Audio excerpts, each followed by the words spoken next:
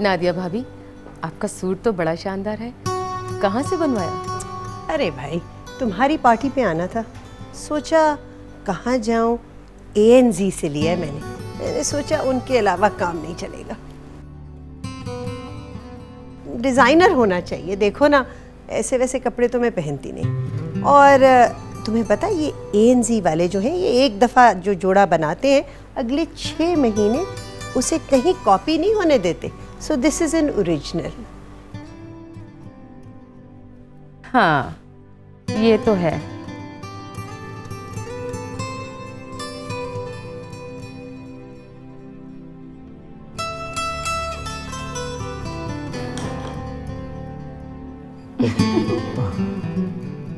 ओहो वहाँ भाई,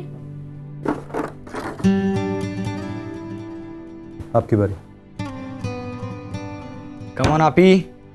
okay Rehan. This one. Yes.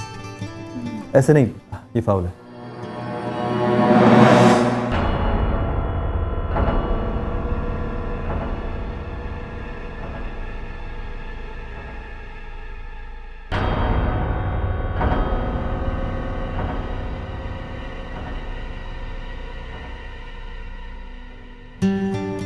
Nadia भाभी, फिर तो बहुत महंगा हो गई सूट।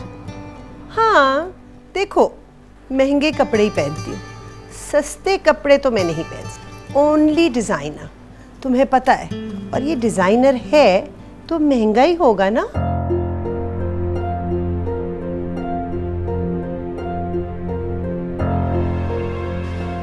मैं जरा आती हूँ।